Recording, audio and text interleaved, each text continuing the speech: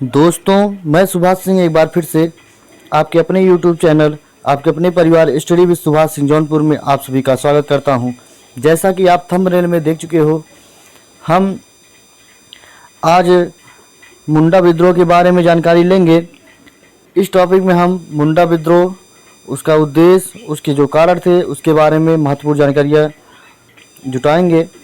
देखते हैं कि कह रहा है कि बिहार में इस आंदोलन की व्यापकता को देखते हुए ही इसे उलगुलान या महान हलचल की संज्ञा दी जाती है। क्या? उलगुलान या महान हलचल की संज्ञा दी जाती है। आगे बढ़ते हैं कि 1899 1900 ईस्वी में हुए इस आंदोलन ने दक्षिण रांची सहित अन्य क्षेत्रों को भी प्रभावित किया था। आगे बढ़ते हैं। चूंकि यह विद्रोह मुंडाओं का संगठित विद्रोह था, अतः इसे मुंडा विद्रोह कहा जाता है। आगे बढ़ते हैं कि यह विद्रोह सामूहिक भूस्वामित्व व्यवस्था का जमींदारी भूस्वामित्व व्यवस्था की प्रकृति में परिवर्तन के कारण घटित हुआ, जिसका चरमोत्कर्ष बिरसा के धार्मिक राजनीतिक आंदोलन के रूप में हुआ। आगे बढ़ते हैं कि बिरसा मुंडा का जन्म 15 नवंबर 1875 को रांची, वर्तमान खूंटी जिले के उलिहातुई गांव में हुआ था। कहाँ हुआ था? वर्तमान खूंटी जिले कहाँ? उलिहाती गांव में। ठीक, ये कहाँ पड़ता है? रांची में। आगे बढ़ते हैं कि बिरसा के आरंभिक शिक्षक का नाम जयपाल एवं बिरसा के धार्मिक गुरु का नाम आनंद पांडे था, जो एक वैष्णव धर्मावलंबी थे। आगे बढ़ते हैं कि बिरसा के परिवार ने ईसाई धर्म को अपना लिया। ठीक, कौन सा धर्म? ईसाई धर्म को अपना लिया एवं 1886 ईस्वी में जर्मन ईसाई मिशन द्वारा संचालित बाई भाषा के एक उच्च विद्यालय में बिरसा का दाखिला दाऊद नाम से हुआ। आगे बढ़ते हैं कि आगे बिरसा ने ईसाई धर्म को त्याग दिया एवं आनंद पांडे के संपर्क में आए, जहां इन्होंने वैष्णव धर्म को जाना। आगे बढ़ते हैं कि फिर बिरसा मुंडा ने वैष्णव और ईसाई धर्म के दर्शनों का मिला जुला एक धर्म चलाया, जिसे लोगों ने बिरसा धर्म कहा। इनके अनुयायी बिरसाइत कहे गए। क्या कहे गए? बिरसाइत। आगे बढ़ते हैं कि उन्होंने लोगों को साफ सुथरे रहने, नशाबंदी, सामाजिक कुरीतियों एवं अंधविश्वासों को त्यागने और सबसे बढ़कर एकेश्वरवाद की ओर उन्मुख होने के लिए प्रेरित किया। बिरसा ने केवल सिंगा बोंगा की पूजा करने पर बल दिया। किसका? सिंगा बोंगा की। ठीक, 1895 ईस्वी में बिरसा को राजद्रोह के रूप में गिरफ्तार कर लिया गया और हजारीबाग केंद्रीय कारागार में जुर्माना एवं 2 साल के कारावास की सजा दी गई। कहाँ? हजारीबाग। ठीक, आगे बढ़ते हैं। परंतु 2 वर्षों के बाद 30 नवंबर 1897 ईस्वी के दिन बिरसा को रांची जेल से छोड़ दिया गया। कब? 30 नवंबर 1897 ईस्वी को।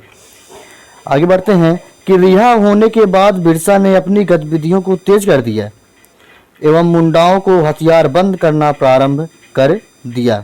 आगे बढ़ते हैं कि 24 दिसंबर 1899 को उलगुलान की आग सिंहभूम के चक्रधरपुर और रांची के खूंटी, करी, तोरपा, तमाड़, बसिया क्षेत्रों में भड़क उठी। यह स्रोत क्या है?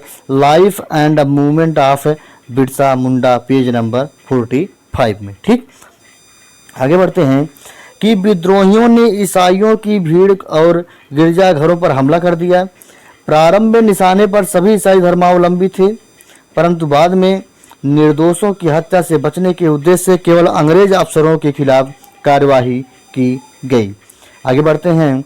सरकार ने इस विद्रोह का कड़ाई से दमन किया। 9 जनवरी 1900 को, कब?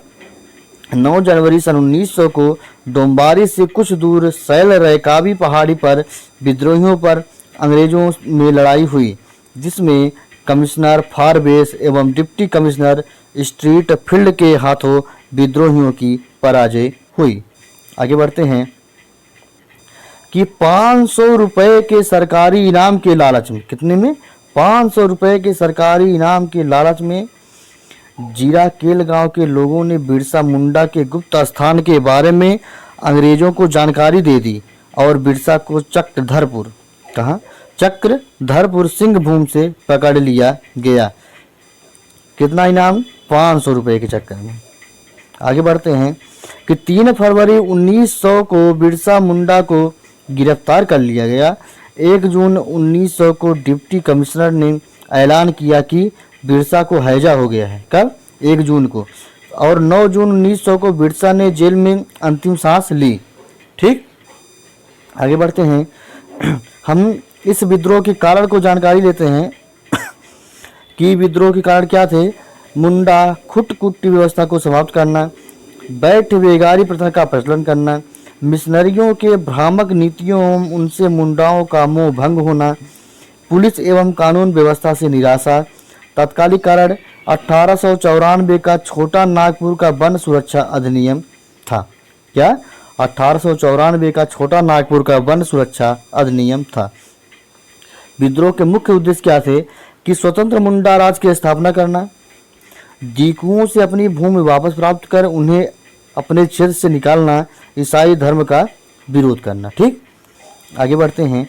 विद्रोह के महत्वपूर्ण परिणाम क्या हुए कि वर्ष 1902 में गुमला एवं वर्ष 1903 में खुंटी को अनुमंडल के रूप में स्थापित किया जाना, वर्ष 1908 के छोटा नागपुर काश्तकारी अधिनियम पारित कर खुटकुंटी अधिकारों को पुनर्स्थापित करना, बंधुआ मजदूरी पर प्रतिबंध एवं भू राजस्व की दरें निर्धारित करना।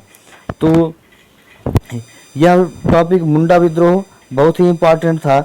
यह विशेषकर बिहार और झारखंड के एग्जाम के लिए। इस वीडियो में बस इतना ही। कल फिर मिलते हैं नए वीडियो के साथ। आज के लिए धन्यवाद।